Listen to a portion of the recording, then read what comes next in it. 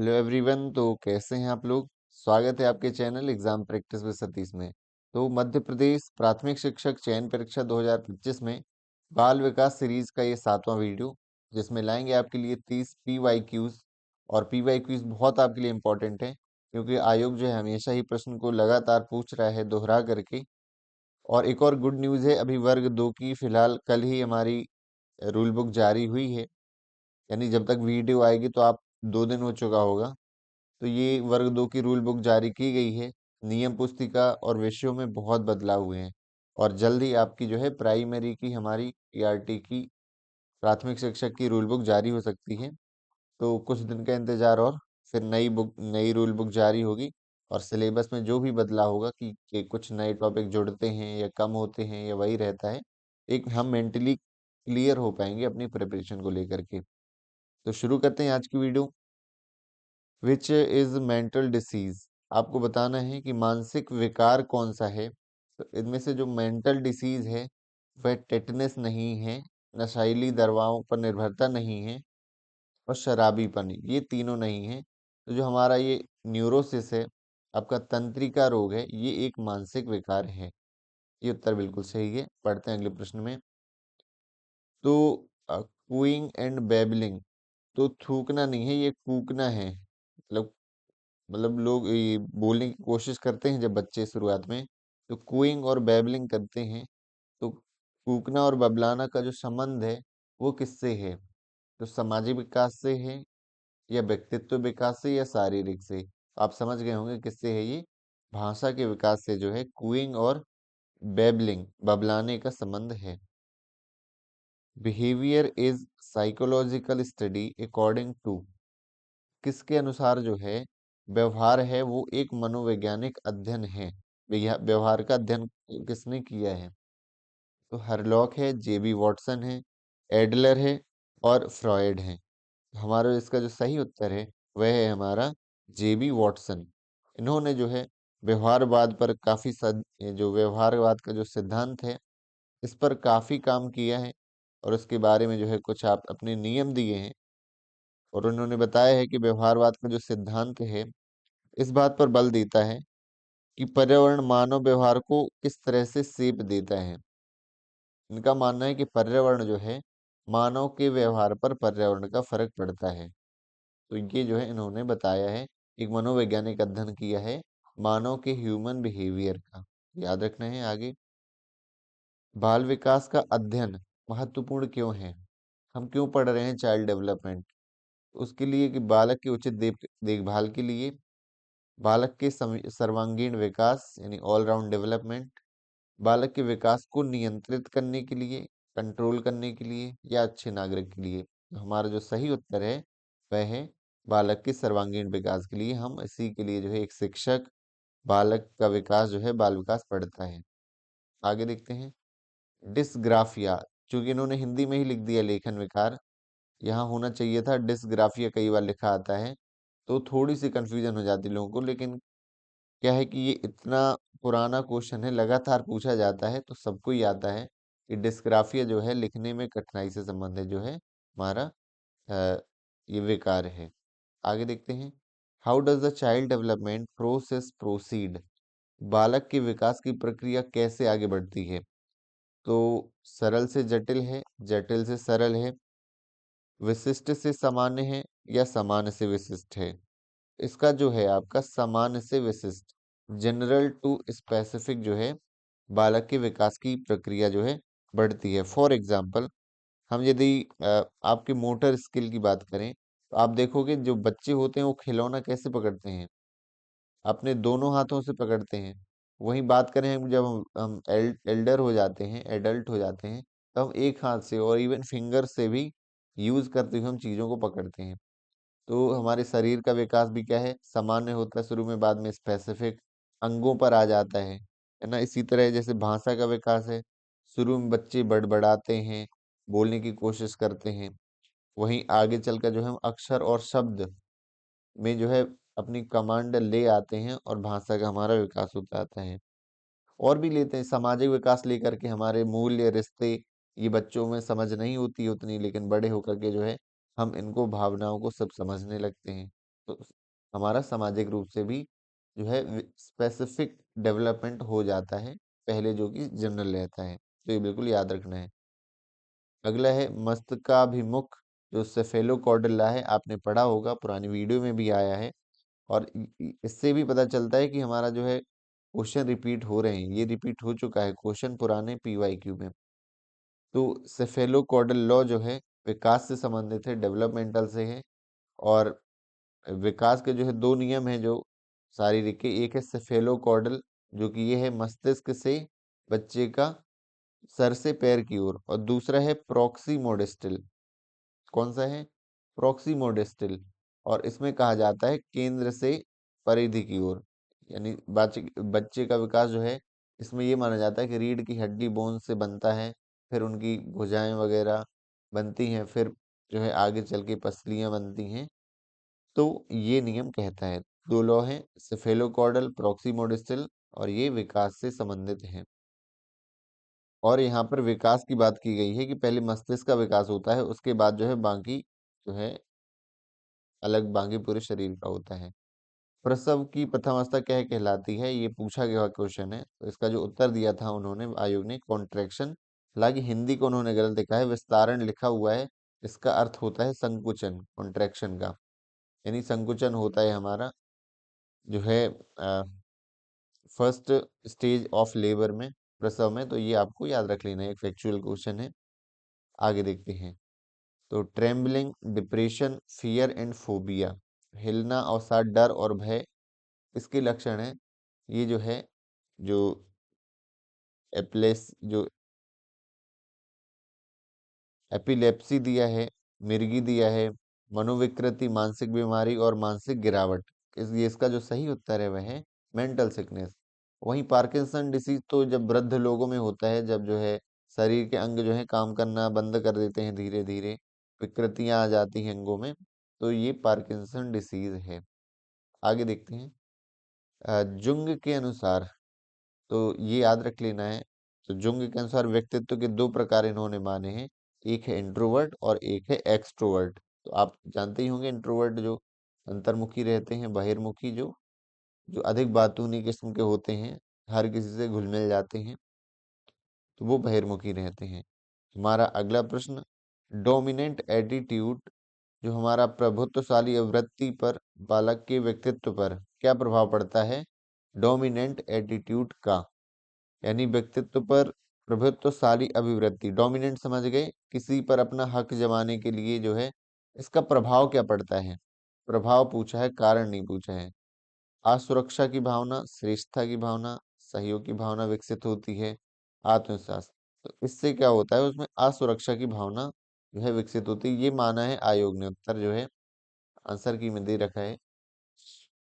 यदि कारण इसी का पूछता कि डोमिनेंट एटीट्यूड का कारण क्या है, तो कारण उनका यही रहता है, श्रेष्ठता की भावना जो है पैदा करना। और इसका प्रभाव क्या है, असुरक्षा की भावना पैदा होती है आगे चल के। डोमिनेंट वो, जब उन्हें असुरक्षित कभी भी फील होता है तो वो डोमिनेंट होने की कोशिश करते हैं, आक्रामक थोड़ा होने की, किसी पर अपना प्रभाव जमाने की। आगे देखते हैं। मानव व्यक्तित्व निम्न में से किसका परिणाम है? तो ये बहुत अच्छे से आपको पता है कि आनुवांशिकता और पर्यावरण, जो हमारा हेरिडिटी है और एनवायरनमेंट के बीच अंतःक्रिया का परिणाम है। आगे देखते हैं।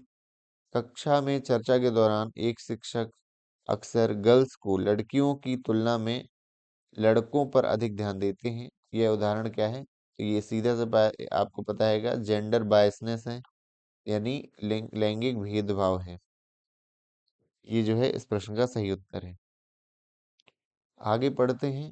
कौन सा घटक मंद बुद्धि बालक के लिए आवश्यक नहीं है? विच of the following factor is not necessary for a retarded child? मंद बुद्धि बालक के लिए सीखने में मंद गति हो सकती है, शारीरिक दोष भी हो सकता है, आनुवंशिक दोष भी हो सकते हैं उसे, अमूर्त चिंतन का अभाव बिल्कुल होगा, लेकिन मौलिकता नहीं होगी। ये ओरिजिनलिटी जो है ये मंद बुद्धि में नहीं, प्रखर बुद्धि बालकों में जो है आती है।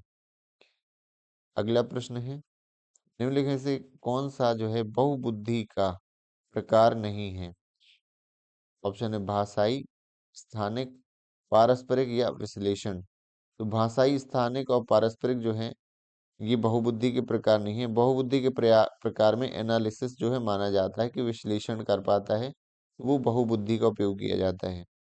और बहुबुद्धि का ये मतलब है ब्रेन का जो है जो अलग अलग पोर्शन है विकास के, वो अलग अलग जो है हैं, एक तत्व नहीं है। वहीं बिने जो है मानते हैं कि एक तत्व सिद्धांत इन्हों दिया है बुद्धि का, कि जो सभी प्रकार की हमारी बुद्धि है, जैसे कोई गणित कौशल का विकास है किसी के अंतर्गत, कोई जो है भाषा में बहुत अच्छा है, तो वो मानता है एक ही तत्व है जो इन सबको देखता है। जबकि बहुबुद्धि का जो सिद्धांत है वो ये मानता है कि अलग अलग हमारे सेगमेंट बने हुए हैं भाषा के विकास के लिए, संवेगों के लिए, और अ, हमारे और भी अधिक जो विकास के जो डेवलपमेंट गोल हैं, 5 डोमेन्स हैं जो डेवलपमेंट के, तो वो बहुबुद्धि का जो है प्रकार है। एनालिसिस जो है एक बहुबुद्धि का प्रकार है।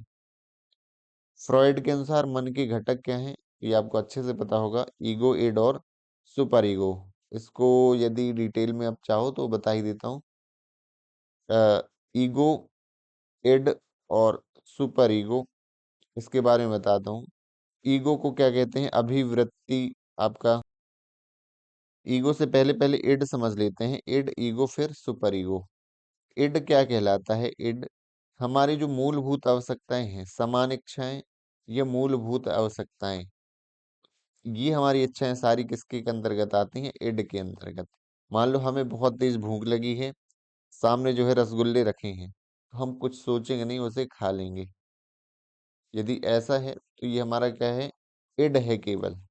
ये बच्चों में ज्यादा पाया जाता है। इड है, हम खा लेंगे, कोई चीज सोचेंगे नहीं ज्यादा उस बारे में, और सामान्य आवश्यकताओं की पूर्ति, इच्छाएं जो पूर्ति हम कर लेंगे। सुपर ईगो क्या कहलाता है? ये आदर्श स्थिति है या नैतिक स्थिति है ना। हम ऐसा हो जाएगा कि मान लो कि कुछ डाइट पे चल रहे हैं और रसगुल्ले रखे हैं, तो बिल्कुल हम जो है रिस्ट्रिक्ट हो जाएंगे, हम बिल्कुल भी नहीं खाएंगे चाहे कितनी भूख लगी हो। ये आदर्श स्थिति आ गई, नैतिकता वाली स्थिति। यानी हम कोई गलत काम कर ही नहीं सकते। कोई गलत काम करने जाएंगे, अंदर से हमारी एक आवाज आएगी, उसी की हम मानेंगे। जैसे बोला जाता है क्या? अंतरात्मा की आवाज। तो ये सुपर ईगो में आता है। वहीं ईगो क्या है? इन दोनों का क्या है? संतुलन है। हमारा जो इच्छाएं हैं और जो नैतिक मन है हमारा, दोनों के बीच जो है संतुलन, या इच्छाओं और बाह्य वातावरण के बीच संतुलन कह सकते हैं। ये संतुलन क्या है? यहाँ पर रसगुल्ले होंगे तो आप डाइट पे तो हो, लेकिन आप एक खा लोगे, है ना, एक या दो खा लोगे, आप इकट्ठे टूट नहीं पड़ोगे उस पे। तो ये क्या है? एक संतुलन आपने बना लिया। ये क्या है? ईगो। तो आई थिंक ये सिंपल था तरीका समझाने का, तो इसे अब बिल्कुल याद रखिएगा, कॉपी में नोट कर लीजिएगा, आता जरूर है। बच्चों के व्यक्तित्व पर माता पिता का क्या प्रभाव पड़ता है? तो सबसे ज्यादा कब प्रभाव पड़ता है? एग्जिस्ट ही नहीं करते हैं, बाल्यावस्था में सबसे कमजोर रहता है, वीक, प्रारंभिक बाल्यावस्था में सबसे मजबूत, संपूर्ण जीवन काल में तो सबसे ज्यादा कहाँ रहता है? प्रारंभिक बाल्यावस्था में सबसे मजबूत। क्योंकि इसके बाद जब उत्तर बाल्यावस्था में पहुंचते हैं बच्चे, आपके जब 7 से 11 वर्ष के बाद, तो इनका समाज का प्रभाव और जो दोस्तों का प्रभाव है वो ज्यादा हो जाता है। प्रारंभिक बाल्यावस्था में सबसे जो है प्रभाव किसका पड़ता है? माता पिता का। आगे बढ़ते हैं। हमारा प्रश्न है कि आप एक आदमी को कुछ नहीं सिखा सकते, आप उनमें भीतर खोजने में उनकी मदद कर सकते हैं। ये कथन किसने कहा है? कि आप उसे अपने भीतर खोजने में मदद कर सकते हैं और हम सिखा नहीं सकते कुछ। ये जो कथन है, ये याद करना है आपको, गैलीलियो गैलीली ने दिया हुआ है। इसका क्या मतलब हुआ? कि बच्चा जो है बाहर से कुछ भी नहीं सीखता है, सब कुछ उसके अंतर में है, उसके अंतर्गत अंतर ज्ञान जो है पहले से है। बस बाहर क्या करते हैं, उसको खोजने में मदद करता है, बाहर वातावरण या शिक्षक जो है, और क्या करता है? उसे शेप देने की कोशिश करता है, अवसर प्रदान करता है। किसी के अंतर्गत क्रिकेट खेलने की अभिक्षमता है, यानी योग्यता है, तो वो पहले से ही है, बट जब तक वो खेलेगा नहीं, वातावरणों से अवसर नहीं प्रदान करेगा, तो वो क्षमता जो है बाहर निकल कर नहीं आएगी। तो ये काम क्या करता है? खोजने में मदद करता है। बढ़ते हैं अगले प्रश्न की ओर। Which of the following is not personal factor affecting learning? अधिगम जो है सीखने में कोई व्यक्तिगत कारक नहीं है योगदान देने वाला। मोटिवेशन, इंटरेस्ट और एबिलिटी, तो ये तीनों ही कारक बहुत इंपॉर्टेंट होते हैं हमारे अधिगम के, माने जाते हैं मुख्य कारक। वहीं शिक्षक का व्यक्तित्व जो है ये एक प्रत्यक्ष कारक नहीं है, अप्रत्यक्ष है। वहीं व्यक्तिगत कारक भी नहीं है। तो ये जो है इस प्रश्न का सही उत्तर हो जाएगा। आयोग ने भी इसको जो है सही माना है। आगे देखते हैं। थॉमस पी ग्रीन के अनुसार शिक्षण एक शिक्षक का कार्य है जो बच्चे के किसके लिए किया जाता है। शिक्षण जो है बच्चे के किसके लिए किया जाता है, डेवलपमेंट के लिए किया जाता है, ये आपको याद रखना है। मूल्यांकन के लिए नहीं किया जाता है। मूल्यांकन भी हमारा क्या है, बच्चों का कितना विकास हुआ, बच्चों का कितना विकास हुआ ये जानने की एक पद्धति है बस, और इसके अलावा कुछ नहीं है। आगे देखते हैं। निम्न में से कौन थर्स्टन द्वारा सुझाई गई प्राथमिक मानसिक योग्यता नहीं है। थर्स्टन द्वारा कुछ जो है मानसिक योग्यताएं बताई गई हैं। तो मानसिक योग्यताओं में नंबर, मेमोरी, परसेप्चुअल स्पीड जो है, एटीट्यूड, इनमें से कौन नहीं है ये बताना है। का जो सही उत्तर वह है एटीट्यूड या रवैया। एटीट्यूड क्या कहलाता है, एक नजरिया कहलाता है। हम जो समझते हैं वो नहीं होता है कि कहते हैं किसी दोस्त में एटीट्यूड आ गया, नजरिया किसी देखने की चीजों का देखने का नजरिया। तो थर्स्टन द्वारा जो मानसिक योग्यता वो 7 बताई गई हैं। वही 3 तो यही हो गई कि संख्यात्मक रूप से जो है उन्हें नॉलेज होनी चाहिए मैथमेटिक्स की, उसमें स्मृति होनी चाहिए, कुछ चीज याद कर पाए, उनकी स्मरण शक्ति होनी चाहिए। परसेप्चुअल स्पीड क्या कहलाती है, ये स्पीड बस लिखा है। परसेप्चुअल मतलब अवधारणा, अवधारणात्मक, अवधारणा से मिलके बना है। तो किसी वस्तु में उसकी अवधारणा बने तो वो उनके बीच में समानता और अंतर ये कर पाए चीजों के बीच में। तो ये क्या है, अवधारणात्मक। तो 3 तो ये हो गई हैं। इसके साथ साथ जो है, हाँ, और भी उसने दी है स्थानिक दृश्य, यानी रिश्तों को जो है समझने की जो है क्षमता उसमें होनी चाहिए। इसके साथ साथ लॉजिकल तर्क और नियम करने की जो है उसके अंतर्गत क्या होनी चाहिए, क्षमता होनी चाहिए।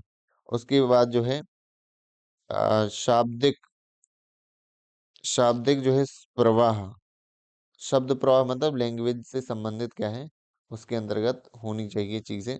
और वहीं शाब्दिक जो है सूझबूझ भी है, यानी समझने की जो है क्षमता होनी चाहिए। तो स्थानिक तर्क, शाब्दिक प्रवाह, समझने की क्षमता, संख्या स्मृति और अवधारणात्मक स्पीड, ये 7 जो है मानसिक योग्यताएं होनी चाहिए, ये है थर्स्टन द्वारा सुझाई गई हैं। आगे देखते हैं। बच्चे किसके माध्यम से सीखते हैं, सामाजिक संपर्क या सामाजिक भागीदारी। तो ये प्रश्न आपको भी बहुत आसान लगते होंगे कि कहीं भी 2 पॉजिटिव दिए हैं तो दोनों जो है इसके सही उत्तर माने जाते हैं। आगे देखते हैं। विभिन्न प्रकार की अभिक्षमताओं के बारे में ज्ञान हमें मेहनत कम करने और किसको अधिकतम करने का जो है सक्षम बनाता है। इसका जो सही उत्तर है कि किसको अधिकतम करने में सक्षम बनाता है, लर्निंग को अधिकतम करने में सक्षम बनाता है। तो अभिक्षमताओं के बारे में ज्ञान। अब यहीं पर मैं आपको एटीट्यूड, एटीट्यूड और एप्टीट्यूड के बारे में बता देता हूँ। एटीट्यूड होता है अभिवृत्ति, और आपको इनमें बहुत अच्छे से अंतर पता होगा, अभिवृत्ति और अभिक्षमता के बारे में। सिंपल अर्थ है कि अभिवृत्ति का मतलब होता है नजरिया देखने का। हम किसी चीज को कैसे देखते हैं, है ना। कोई चीज हमें कोई अच्छा नहीं लगता है, कोई दोस्त, कोई पीपल, है ना, कोई आदमी सही नहीं लगता है, तो हमारा देखने का नजरिया क्या है, उसका पॉजिटिव है या नेगेटिव, दो ही हो सकता है। और अभिव्यक्ति मतलब होता है योग्यता या क्षमता से है। वो मेंटल भी हो सकती है, लेकिन अभिव्यक्ति हमेशा मेंटल होगी। हमारा नजरिया एक मन में होगा हमारे। योग्यता क्या है, ये जन्मजात होती है और वातावरण उसको शेप देता है। तो कहीं ना कहीं वातावरण का भी उसमें क्या है, योगदान है उसको एक्सप्लोर करने का। तो वही चीज है, किसी को अपनी योग्यता क्षमताएं पता है तो हमें अपनी मेहनत को कम करने और अधिगम को अधिक करने में सक्षम बनाता है। ठीक है, यदि हमें अपनी आपकी क्षमता ज्ञान है। कई जगह विदेशों में, अमेरिका में एक टेस्ट भी होता है, एप्टीट्यूड टेस्ट। तो वो एप्टीट्यूड टेस्ट के बाद ही एडमिशन मिलता है किसी में भी। उसे क्रिकेट एकेडमी ज्वाइन करनी तो एप्टीट्यूड टेस्ट है उसके अंतर्गत, यानी क्षमताएं हैं, तो वो क्या करेगा, अधिक जो है अच्छे से कर पाएगा परफॉर्म। जैसे किसी के अंतर्गत, जैसे क्रिकेट का ही एग्जांपल हमने अभी लिया है कि क्रिकेट की अभिक्षमता बचपन से है, तो वो बहुत जल्दी सीख लेगा। फॉर एग्जांपल उसी को भाषा सीखने की अभिक्षमता है, एप्टीट्यूड है, तो भाषा को इतनी फास्ट तरीके से उसे सीखेगा, अक्षर और शब्द ज्ञान, कि आपको लगेगा कि कहीं इसे पहले से आता है क्या, लेकिन ऐसा नहीं होगा। उसके अंतर्गत अभिक्षमता है बचपन से भाषा के परिप्रेक्ष्य में। आगे देखते हैं मैच्योरिटी जो है किससे संबंधित है। मैच्योरिटी जो है वृद्धि की प्रक्रिया से है, एक समय के बाद जो है मैच्योरिटी आ जाती है। इसका संबंध किससे है? वृद्धि प्रक्रिया से है। बुद्धि की अवधारणा का पहला प्रयास जो है किसके कार्य से शुरू होने वाली साइकोमेट्रिक परंपरा थी? अल्फ्रेड बेने, जो एक बुद्धि का सिद्धांत दिया है, एक तत्व का सिद्धांत दिया है, वो अल्फ्रेड बेने ने दिया है। तो आपको ये याद रखना है। इन्होंने ही सबसे पहले बुद्धि की अवधारणा जो है शुरू की है। आगे चल के जो है साइमन बिन्ने ने जो है बुद्धि को नापने का जो है सूत्र भी दिया है, मानसिक बुद्धि भी बताई है। तो ये आपको याद रखना है। आगे देखते हैं इनमें से कौन सही नहीं है। तो हर किसी का अधिगम का अलग तरीका होता है। होता है, बिल्कुल होता है, ये सही है। पूछा क्या है? कौन सा गलत है? Not true. व्यक्तियों में दूसरे के अधिगम के तरीके का अनुसरण करना चाहिए। गलत उत्तर पहले ही हमें मिल चुका है। किसी दूसरे के अधिगम का अनुसरण नहीं करना चाहिए, क्योंकि अधिगम जो है सबका अलग तरीका होता है। लिखा है पहले ही, अनुसरण क्यों करना चाहिए? ऐसे कई सिद्धांत हैं जो अधिगम के बारे में हमारी समझ को क्या बनाते हैं? आसान बनाते हैं। आपको पता होगा बहुत सारे सिद्धांत हैं। स्किनर का सिद्धांत है, क्रिया प्रसूत का सिद्धांत है स्किनर का। इसके बाद आप देखो थॉर्नडाइक का सिद्धांत है। ये सारे किसके सिद्धांत है? अधिगम के। थॉर्नडाइक का है ट्राई एंड एरर, प्रयास और भूल का सिद्धांत है। इसी के साथ साथ पॉवलाव का आपने सुना होगा, कुत्ते पर प्रयोग किया है, शास्त्रीय अनुबंधन। ये सिद्धांत आते हैं, बिल्कुल याद रखना है। कॉमन क्वेश्चन है, लेकिन आप फिर भी आते रहते हैं ये। बिने ने बुद्धि के कितने मुख्य तत्वों को जो है बताया है? इसके जो मुख्य तत्व उसने बताए हैं, 3 तत्व बताए हैं बुद्धि के। 3 तत्व कौन से बताए हैं? तर्क, लॉजिक होना चाहिए, निर्णय होना चाहिए, डिसीजन मेकिंग होना चाहिए, आत्म आलोचना, मतलब स्वयं वो अच्छे बुरे की जो है पहचान कर पाए, स्वयं का वो चिंतन कर पाए, आत्म आलोचन कहते हैं यहाँ। सेल्फ क्रिटिकल क्रिटिकल थिंकिंग कह सकते हैं इसे। ये चीजें होनी चाहिए। तीन तत्वों को सुझाया है किसने? बिने ने। बुद्धि लब्धि का सूत्र ये पूछा जाता है अक्सर, और बिल्कुल आसान है आपका, कि मानसिक आयु बटे वास्तविक आयु अपॉन 100, ये कर देते हैं तो क्या आ जाती है? IQ, इंटेलिजेंट इंटेलिजेंस क्वाशेंट, ये लिखा हुआ है। कई बार फुल फॉर्म भी आ जाता है, तो याद रखना है। हमारी वीडियो का सेकंड लास्ट क्वेश्चन है, कौन सा इसमें से सही है, सत्य है? तो दृश्य विद्यार्थी जो है, दृश्य विद्यार्थी क्या कहलाते हैं? ये विजुअली इम्पेयर्ड नहीं लिखा है कि दृष्टि बाधित है। विजुअल लर्नर का मतलब होता है जिन्हें चीजें थोड़ा देख करके समझ में आती हैं। यदि कोई उसको सुनाए केवल या करके बोले, करके, तो वो उतना नहीं सीख पाते हैं। लेकिन कोई चीज उन्हें दिखा दो, वीडियो दिखा दो, है ना, वास्तविक चीजें दिखा दो, तो बहुत जल्दी सीख जाते हैं। तो बेहतर सीखते हैं और प्रचुर मात्रा में नोट्स लेते हैं। तो ये बिल्कुल सही है। नोट्स, डिटेल्ड नोट्स एकदम बनाते हैं वो लोग, ये जो होते हैं आपके विजुअल लर्नर्स। तो ये बोथ आपका करेक्ट उत्तर सही है। इसके बाद देखते हैं, रिपीट हो गया है यही क्वेश्चन इसी तरह का, कि कौन दृश्य विद्यार्थियों के बारे में सत्य नहीं है, यानी कौन सा गलत है? तो दृष्टांत और दृश्य प्रस्तुतियों से लाभान्वित होते हैं, बिल्कुल उन्हें बेनिफिट मिलता है विजुअल प्रेजेंटेशन से, तो ये तो सत्य है। वे आमतौर पर अपने काम में साफ सुथरे नहीं होते हैं, तो ऐसा नहीं है, वो बहुत क्लीन उनका जो है वर्क रहता है, क्लीन एंड नाइटी। तो ये क्या है? जो ऑप्शन 2 है केवल, ये इस प्रश्न का गलत उत्तर है, क्योंकि प्रश्न में पूछा है। तो आज की वीडियो के लिए इतना ही।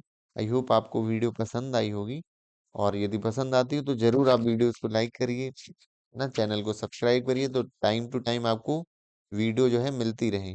और टाइमिंग हमारी जो है 8 बजे रहती है EVS की ATM पर, और शाम को 4 बजे जो है हमारी बाल विकास की डेली जो है सीरीज का एक वीडियो आता है। तो आप दोनों वीडियो जरूर देखें, उससे आपकी तैयारी जरूर एक बेहतर हो जाएगी। आने वाले इतने 50-60 दिन जो भी हमारे पास हैं, 2 महीने लगभग हम मान सकते हैं, आपको इसमें बहुत अच्छी तैयारी कर लेनी है।